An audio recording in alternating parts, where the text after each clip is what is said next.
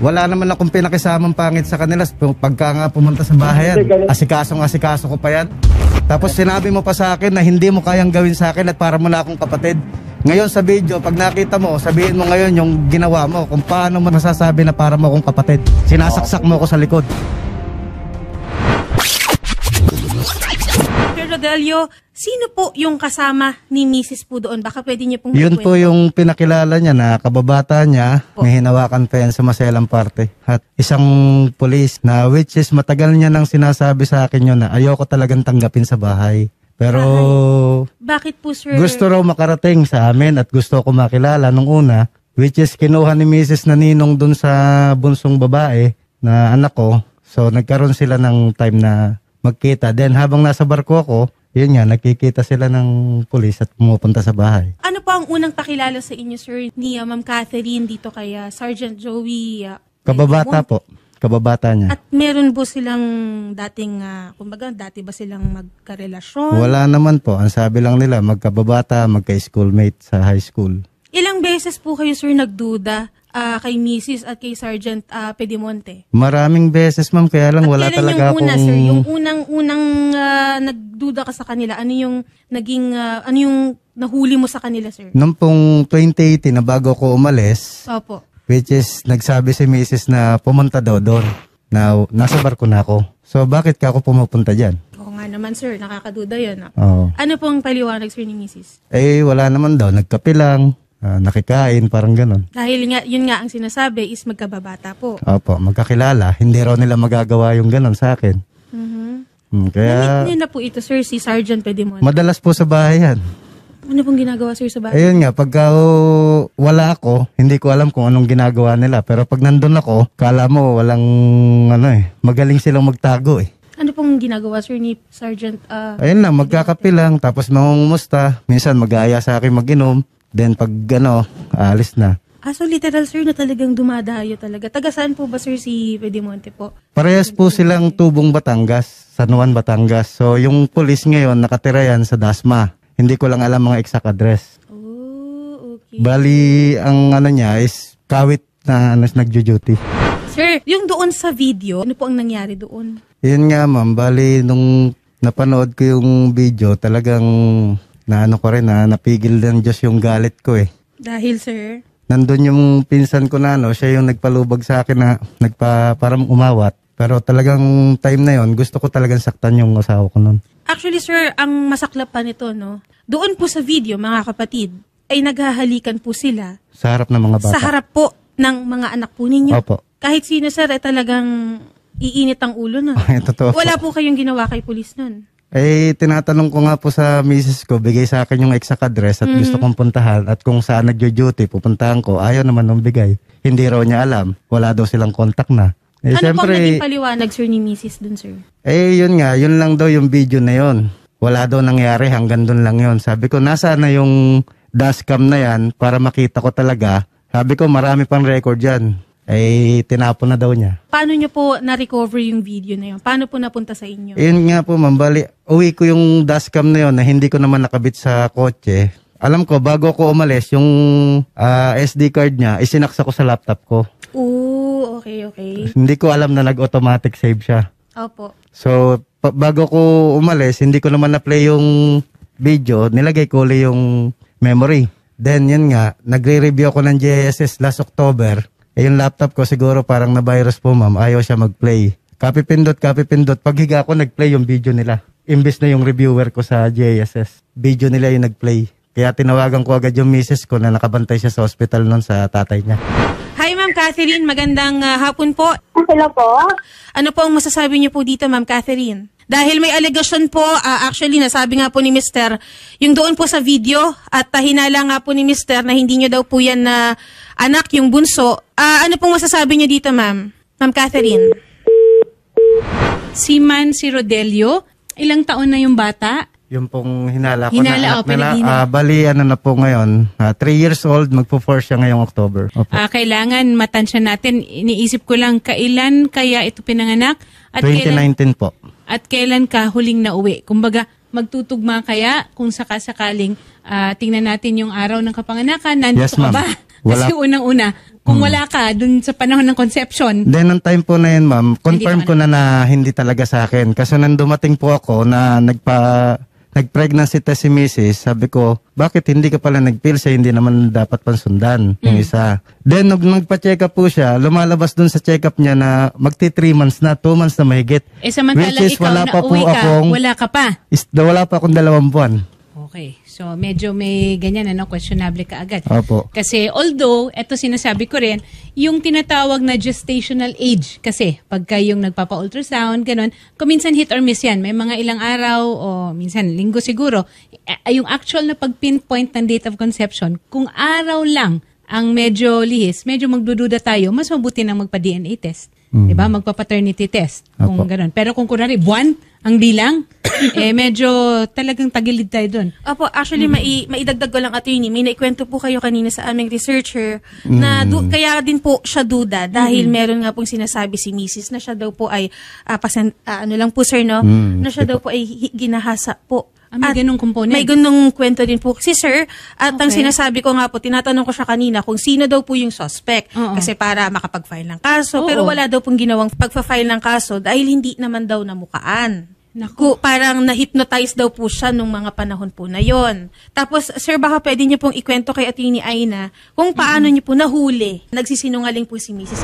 Kasi nung time na yon, meron daw bangkay na pinakita yung pulis na pinatay niya. Yung Pinatay pulis po ng pulis na budol-budol daw ang kaso rin. Okay. Which is, pina-verify niya kay Mrs., pinakita yung pinatay na tao, na-confirm ng Mrs. ko. Which is, kasi nungalingang napakalaki po na unang kwento niya is hindi niya kilala. Hindi niya nakilala yung tao. So, inconsistent. Bakit na-confirm niya na iyon yung gumahasa? Yung gumahasa? Opo. Okay. So, parang pinatay yung may sala, kumbaga. Tanong ko lang, ito ba ay may actual records? Yun naman ang magandang tignan din siguro ng staff rin natin, Shari. Ano? Pero, but that is beside the point. Ano na yon, parang side story na yon. Nakausap naman natin si Catherine, nabigyan natin ng pagkakataon para ilahad rin yung kanyang side sana. Pero mukhang binabaan tayo, nagmumonitor ako, mukhang binabaan tayo ng telepono. Ilan ang anak ninyo, bukod dito sa pinagdududahan mo? 3 po. Pang-apat sana ito, Opo. bunso. Yan po yung bunso. Okay. Kailan ka huling nauwi? Nung September 20 po. Nagsama pa ba kayo nung September 20? Hindi pa po ako nakakauwi sa bahay namin hanggang ngayon. Dahil wala po akong susi. Nandun po ako sa kapatid ko. Okay. So, ibig sabihin, hindi ka rin niya pinatuloy sa pamamahay ninyo na I am assuming ikaw ang nag-maintain gastos? Actually, wala pong ganun. Ang attorney, bali, hindi nila alam na nandito na ako. Ngayon, alam na nila.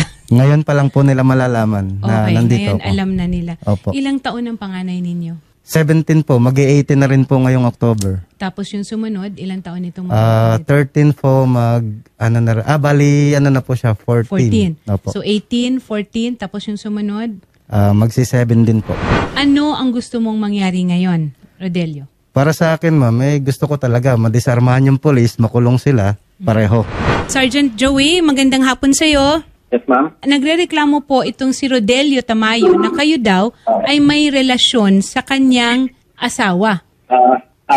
Yan, ma'am, ay wala pong katotohanan. At meron din po ako narinig dyan na pangtay, di umano, ay wala po akong pinapatay na tao at wala po akong napakitang pangtay doon sa asawa niya. Dahil napakahigpit po dito sa amin. Okay. Sa PNP, para po ako inuwan sa ganyan. Okay. Buti at naklaro mo yun. Napatunayan naman nila na meron akong relasyon. pinatay na tao at pinakita kay Miss Catherine, po pwede ko lang pong sagutin yan. Okay. So, pero ang totoo po ay wala kaming relasyon yan ng kanyang misis. Okay. Hello po. Una sa lahat, so sinungalingan mo yung kwento na ginawa ni Catherine sa kanyang asawa tungkol sa di umano'y bangkay na pinakita mo para i-identify kung yun ba ang gumahasa sa kanya. So walang katotohanan yung kwentong yan. Yung sa sinasabing bangkay, ma'am, ay wala. Hindi ko po alam yan, ma'am. At okay. Napakatapos. Pero kilala mo si Catherine? Magkaibigan kayo? Kilala ko po yan. Paano mo siyang nakilala? Yan po ay taga-province. Kababata. Tama ba ako? Okay. Pero yan ma'am, ay alam ko. Ang alam ko talaga, pamilyado yan. Okay. Meron kasing mga video nandito ngayon kay Rodelio na nagpapakita na ikaw at si Catherine ay medyo intimate. Kahit naman kami, ma'am, ng mga kumbaga family friend, sa ngayon, family friend, pero naghahalikan at naghihipuan kayo sa harap ng mga anak ko. hindi ko alam yan. Paano mo masasabi na wala kayong relasyon na naghahalikan kayo sa harapan ng mga anak ko? Naghihipuan kayong dalawa. Hindi ko alam yan. Ay, hindi mo talaga alam dahil hindi siguro sinabi sa'yo. Ngayon, makikita mo, panoorin mo kung paano kayo maghalikan at maghipuan sa harap ng mga bata. Hindi ko alam kung anong masamang pinakisama ko sa inyo para gawin nyo sa akin yan. Di ba? Kasi dati yan, ma'am, kaya din kami nagkausap ni Miss Catherine. Kasi naikwento sa akin ni Miss Catherine na hiwalay silang dalawang mag-asawa. Tapos, tuwing uuwi yung asawa niya, ay meron siyang, kumbaga ginagawa siya ng hindi maganda, binubugbog. Ngayon, ma'am, ang alam ko, nagpa-medical si Miss Catherine. Pinangaralan ko na rin, sabi ko, huwag na sana kayong umabot sa ganyan. Bagay na bagay kayong dalawa, parehas kayong sinungaling. Hindi, makinig ka muna. Kasi yan, ayun ma'am, okay na kay Miss Catherine. Ngayon, pang inirereklamo ma'am ni Miss Catherine, kaya nangayaw siya sa asawa niya, ay gumagamit po ng droga yan. At ang isa pa, nasumbong niyan sa akin, yung isang anak niya na si Kisen, tuwing nalalasing po ay hinihipuan niya. Ayun, patunayan nyo. Hindi yung verbal lang kayong dalawa. Sandali lang. Joey, Sergeant Joey, natulungan mo ba si Catherine para magsampa ng kaso o gumawa ng mga hakbang para ireklamo itong mga nailahad niya sa'yo? Nalapit Hindi ma'am, hindi po kasi ang nawalan po ako ng contact sa mga yan. Pero ang huling pinitawan ko naman salita sa mga yan, ayusin niyo muna yan. Kasi unang-una, pamilyado kayo, tsaka isa pa, malayo ang sir mo. Paano maayos eh? Ikaw nga naging ano? Ikaw ba, Sergeant Joey, ay may pamilya din? Yes po, meron po. May asawa ka, may mga anak ka? Oo, meron po.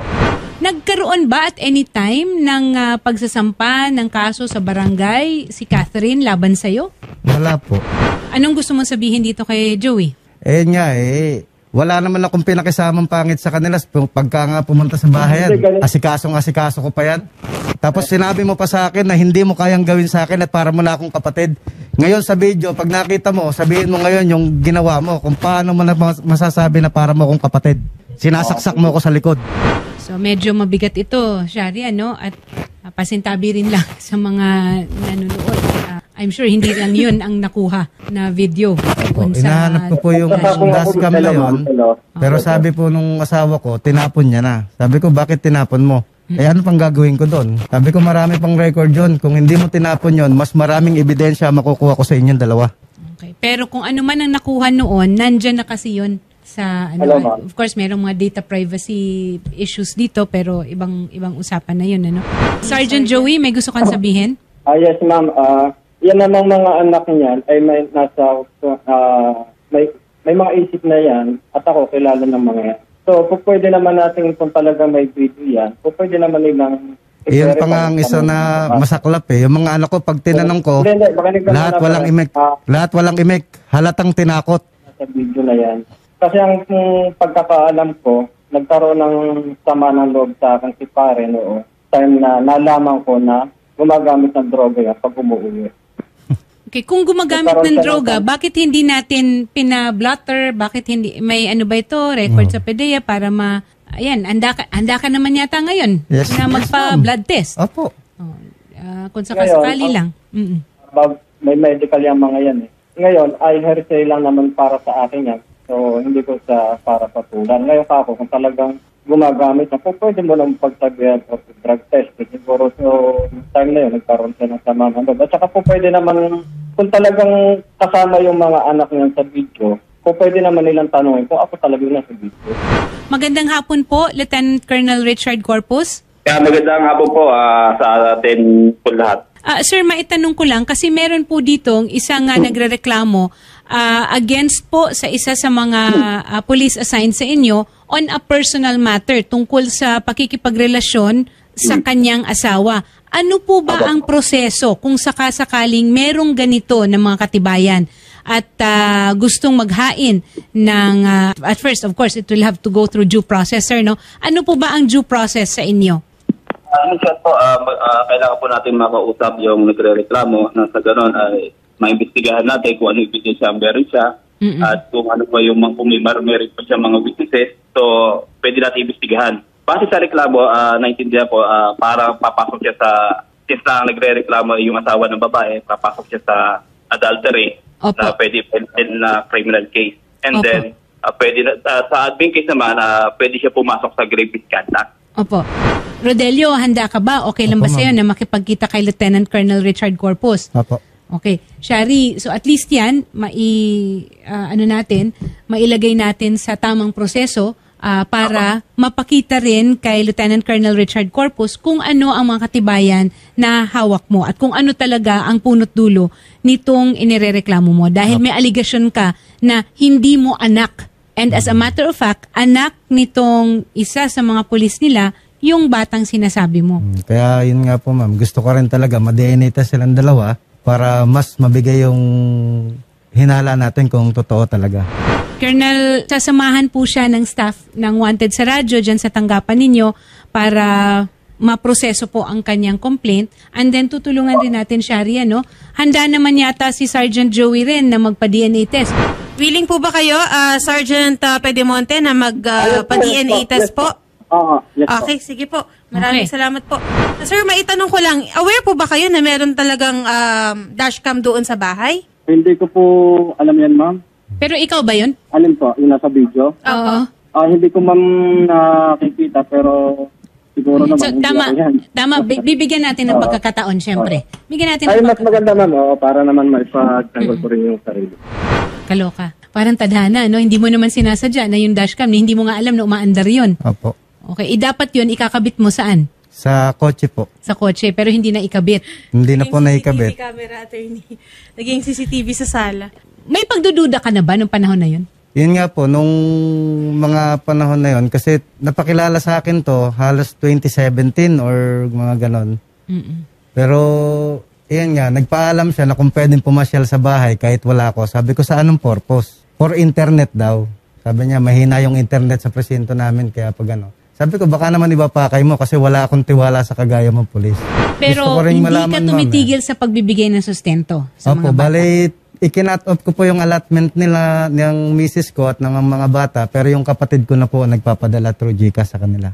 Okay. So, yung bahay at sasakyan na hindi niya binabayaran, Anak ko. which is nasa kanya yung full allotment ko. Okay, so siguro ito, Shari, ibang usapan na naman ito. Ibang Pero unahin naman muna po. natin ito. And then, dahil puro minor de edad pa, yung ating Municipal or City Social Welfare Development Office ay kailangan mamagitan na rin dito sa sitwasyon na ito para masiguro natin na yung kapakanan naman ng mga bata ay mapangalagaan. Hindi na po sumasagot sa atin si Ma'am Catherine. Pero sir, kung nakikinig po yung misis po ninyo, may mensahe po kayo sa misis po ninyo ngayon? Ayun lang. Sa ilang beses kitang pinagbigyan na inulit-ulit mo. So, ngayon, wala na. Tapos na ang lahat. Ilang beses mo na bang nahuli? Nahuli po ng mga kapatid ko yan one time. Pero, yun nga, mas pinanigan ko yung paliwanag niya kaysa sa mga kapatid ko. Nahuli, ibig sabihin may pruweba rin sila Opo, sa parehong tao? Hindi po. Ibang tao ibang naman. lalaki naman ito? Opo. Ay, sus Mariosep naman, Catherine. Okay. Buti hindi nasira ang relasyon mo sa mga kapatid mo dahil sa sitwasyon na yon. Ayun nga po, inaano rin ng mga kapatid ko na parang gusto nila matuklasan ko nung ako mismo. Ayun. Masakit man. To see is to believe. Oo. Kuminsan kasi ganyan talaga sa kagustuhan natin, nabuo pa rin ang pamilya natin. Para sa mga bata. At saka, ako para sa akin, tama naman, nabigyan mo ng pagkakataon ng misis mo. No?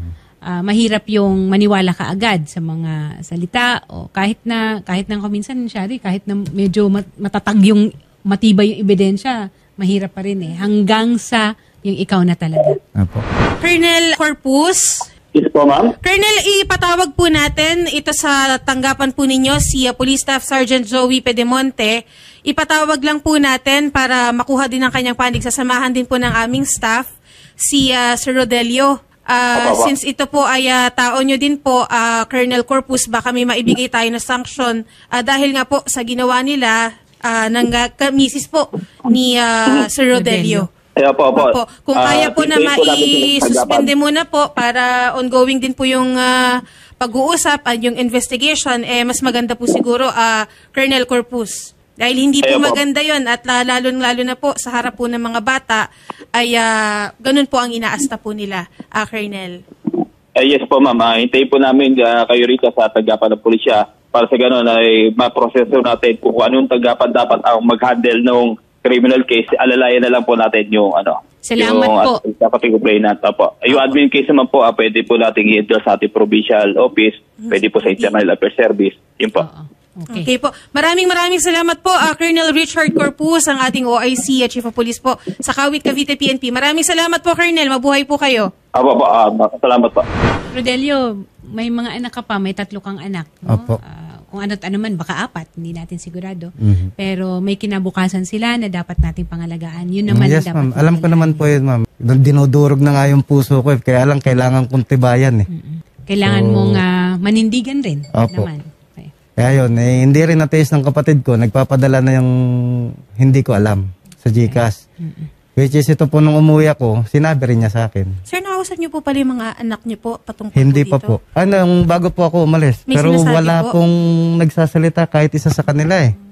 Lahat po hindi umiimik eh. Kaya halata po na tinakot. So, samahan na lang natin. Apo. Shani. Sige sir, ganun po ang gagawin natin and Apo, ma'am. papaasikaso po natin yung pansamantala na ipasuspindi muna po no, si Sergeant Pedimonte habang Apo. ito po ay iimbestigahan natin. Sabi nga po ni Colonel Corpus, sasampahan po natin ang kasong kriminal. Yung Salamat. administrative case po ay iaakyat na po natin sa Provincial Director po ng Cavite. Apo, ma'am. Apo, ha? Maraming salamat po. sir. Kausapin ko po kayo sa kabilang studio, sir. Apo. Magandang hapon po. Salamat po, ma'am. Attorney, Tatagan niyo salamat lang po yung loob niyo, sir, at may mga anak pa po kayo, sir.